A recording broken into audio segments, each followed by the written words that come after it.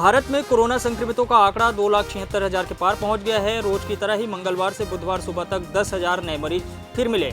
वहीं 279 लोगों की मौत हुई। भारत में एक्टिव केसों की संख्या 1,15,000 से अधिक है। वहीं 1,33,000 लोग संक्रमण से मुक्त हो चुके हैं। वहीं कुल मौतों की संख्या 7,745 है। दुनिया भर में आंकड़ा 77 लाख के करीब पहुंच गया है।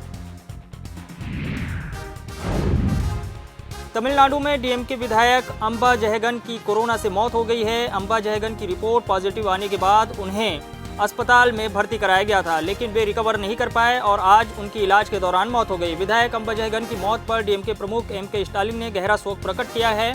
उन्होंने एक भावुक चिट्ठी भी लिखी है। चिट्ठी में उन्होंने अंबा जयगन की सराहना करते हुए कहा है कि वे पार्टी के समर्पित और लोकप्रिय नेता थे।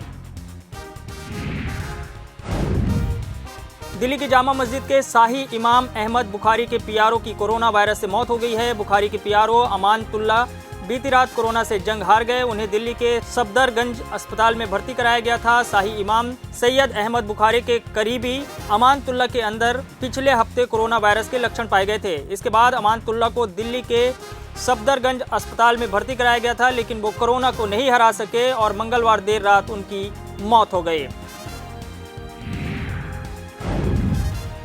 देश की राजधानी दिल्ली में लगातार कोरोना के बढ़ते मामलों पर आज मुख्यमंत्री अरविंद केजरीवाल ने प्रेस कॉन्फ्रेंस की। प्रेस कॉन्फ्रेंस के दौरान केजरीवाल ने उपराज्यपाल अनिल बैजल के आदेश को दोहराते हुए कहा कि दिल्ली के अस्पताल में सबका इलाज होगा। उन्होंने यह भी जानकारी दी कि 31 जुलाई तक दिल्ली में 1,50,000 बेड की जरूरत होगी। आपको यह भी बता दें कि दिल्ली की सरकार की ओर से यह आशंका प्रकट की गई है कि जुलाई के अंत तक दिल्ली में 5 लाख कोरोना के मामले सामने आ सकते हैं। कोरोना महामारी के बीच कई जगहों पर अस्पताल में भारी लापरवाही का मामला सामने आ रहा है। महाराष्ट्र के जलगांव स्थित सरकारी अस्पताल में एक ऐसा ही मामला सामने आया है, जहां अस्पताल से लापता कोरोना पीड़ित महिला की लाश अस्पताल के ही बाथरूम में पड़ी मिली। महिला 8 दिनों से लापता थी। आज सुबह किसी ने जानकारी दी कि एक बुजुर्ग महिला का शव अस्पताल के बाथरूम में पड़ा है। बुजुर्ग को देखने से पता चला कि जिसके लापता होने की रिपोर्ट दर्ज कराई गई थी, वह महिला पिछले 8 दिनों से बाथरूम में ही पड़ी थी। किसी को इसकी खबर तक नहीं लगी।